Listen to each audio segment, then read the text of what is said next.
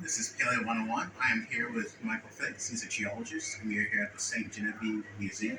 And we are actually have a cast here, or actually a skeleton of a dinosaur here. Michale Fix has been excavating this dinosaur, and so has Guy Darrow.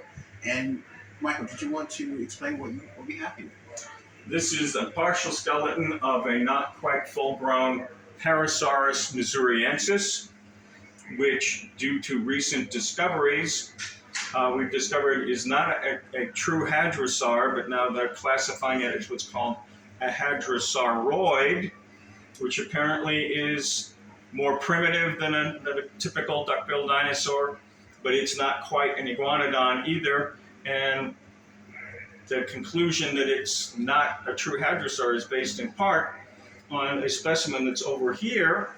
This is a replica resin from a specimen that's in the Field Museum, because the Field Museum people are doing the excavation now. But this was the clincher. This is called a pollux. It's a thumb spike. Hadrosaurs don't have that. Iguanodonts do, but they don't think it's a true iguanodon either. So it's more advanced than an iguanodon, but less so than a hadrosaur. It's a tweener.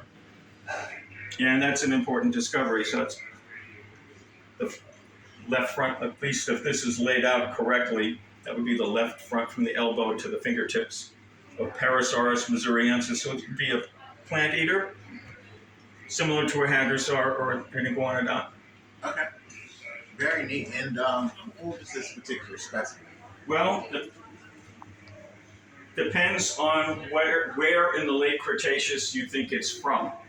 For many years, we were saying it was from the Campanian, which would make it somewhere between about 73 and 80-something million. But Pete Makovicky is not absolutely convinced. He's the dinosaur expert who's in charge of the current digs, and he's from University of Minnesota. He was formerly from the Field Museum. He thinks it might be a little older, but we don't know for sure. Attempts to nail down the age have not worked out very well because we haven't been able to find spores and pollen in the sediment. I'm hoping that eventually we will, but so somewhere in the late Cretaceous, not latest Cretaceous, it's older than that.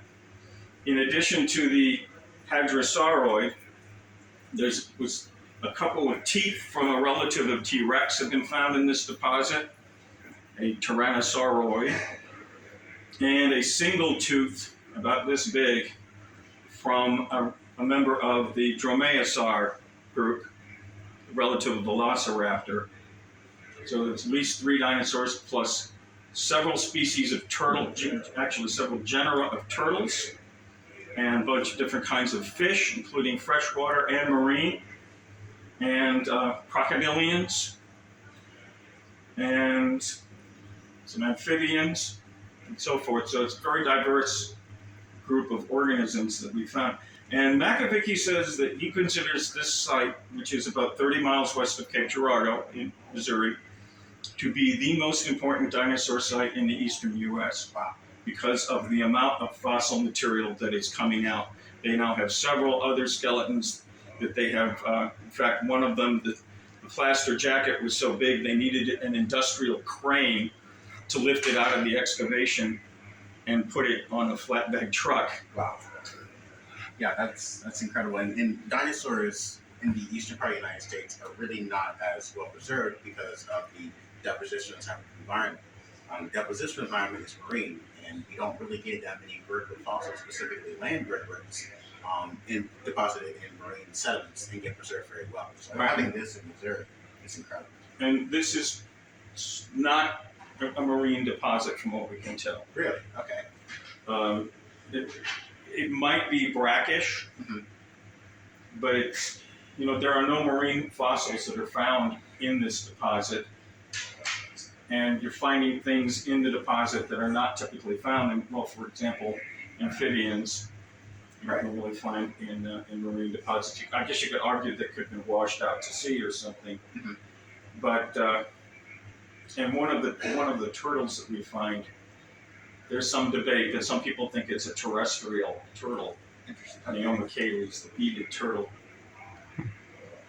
So it's probably not a marine. It obviously has some kind of connection to the sea for us to find things like hypodonted shark teeth, and some of the other fish are essentially more typically marine fish, but there are some ocean fish that can tolerate fresh or brackish water, Right. and they will come up into rivers. So this, I don't know what it might be, estuary type, or whether it's more like the bayou country of Louisiana, something of that sort. Could be a backwater slough or bayou, could be a lake. There's a lot we're still trying to learn about the environment, but I'm pretty much convinced it is not marine. Well, thank you, Michael, for showing us the Missouri dinosaur. I really greatly appreciate it. And thank you. It's An wonderful. old fossil talking about old fossils. It's my honor.